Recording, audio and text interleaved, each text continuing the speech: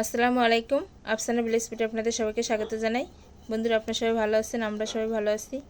আমার নতুন বন্ধু, পুরনো বন্ধু যারা যারা আমার ভিডিওটা দেখছেন তাদেরকে অসংখ্য অসংখ্য ধন্যবাদ আমার ভিডিওটা দেখার জন্য। দেখুন, এখানে নিয়েছি জোড়া ইলিশ মাছ। আবারও রান্নাঘরে জোড়া ইলিশ মাছ কেটে রান্না করব। আর ইলিশ মাছের মাথা দিয়ে গুঁড়ি কচু শাক রান্না করব। কিভাবে রান্না করি দেখতে থাকুন, সঙ্গে থাকুন। আশা করছি আপনাদের ভালো লাগবে। চুলার উপর কড়াইটা বসিয়ে দিয়েছি, খুব ভালো করে গরম হয়ে গেছে। এবার আমি দিয়ে দেবো সরিষার তেল। তেলটা ভালো করে গরম হয়ে গেছে। এবার আমি বাটা মশলাটা দিয়ে দেব। জিরা, পেঁয়াজ, শুকনো মরিচ একসঙ্গে বেটে নিয়েছি।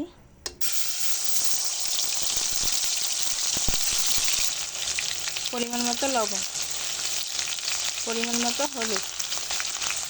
এবারে মাছগুলো দিয়ে দেব।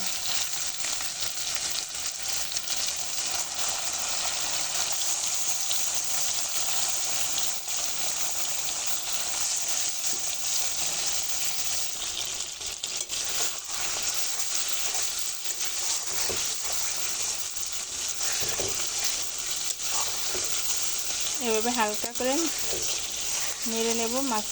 মশলাটা ভালো করে মাখিয়ে নেব।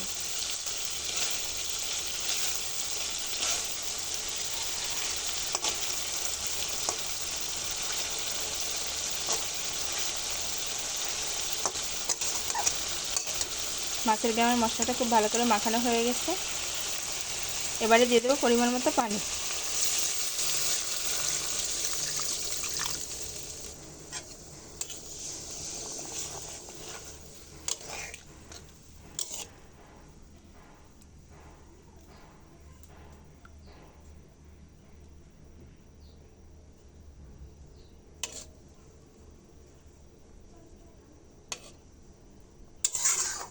এবারে ঢাকনা দিয়ে রেখে দেব। 2-3 মিনিটের মতো ঢাকা থাকবে। ঢাকনাটা তারপরে খুলে দেব। 3-4 মিনিটের মতো হয়ে গেছে। এবারে আমি ঢাকনাটা খুলে নেব।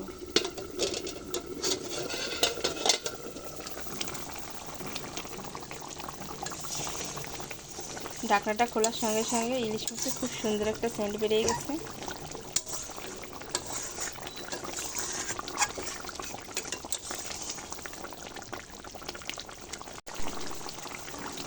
আবারও 3-4 মিনিটের মতো ভালো করে জাল দিয়ে নিয়েছি ঢাকনাটা খুলে। দেখুন, এবার আমি চুলা থেকে নামিয়ে নেব। ইলিশ মাছ রান্না করতে কিন্তু একটু সময় লাগে না। কচুর শাকটা আমার সিদ্ধ হয়ে গেছে, ওটা আপনাদের সামনে দেখাতে পারিনি। এবারে দিয়ে দেবো সরিষার তেল, দিয়ে দেবো সামান্য একটু হলুদ, 1 চিমটি লবণ।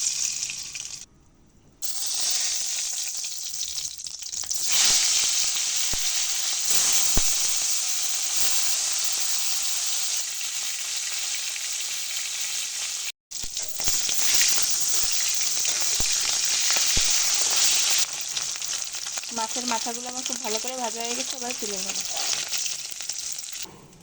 রসুন কুচি, কাঁচা ঝাল, পেঁয়াজ, পরিমাণ মতো হলুদ, স্বাদ মতো লবণ।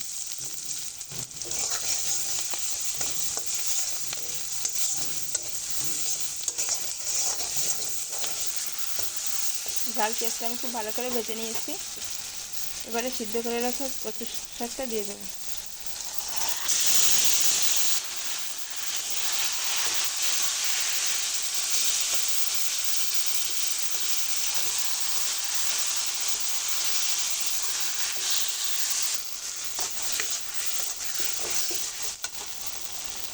কচু শাকটা আমি হালকা একটু নাড়িয়ে নিয়েছি। এবারে দিয়ে দেবো মাছের মাথাটা দিয়ে একটু মাথা ভেঙে দেবো, তাহলে শাকটা খেতে ভালো লাগবে।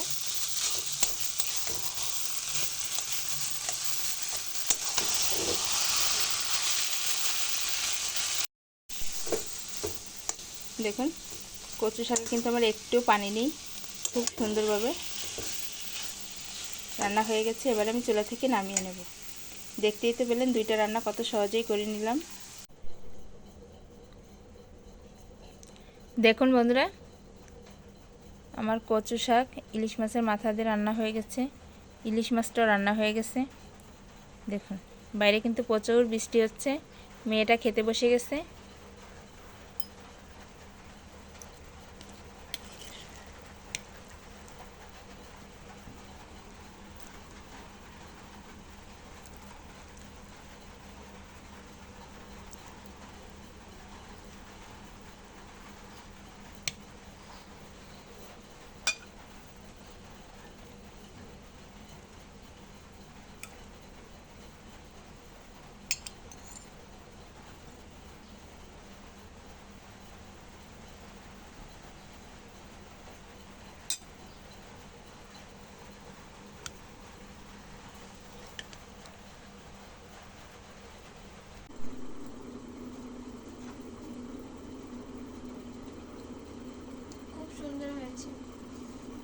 শাকটা খেতে ভালো লাগছে, গুঁড়ি কচু শাক।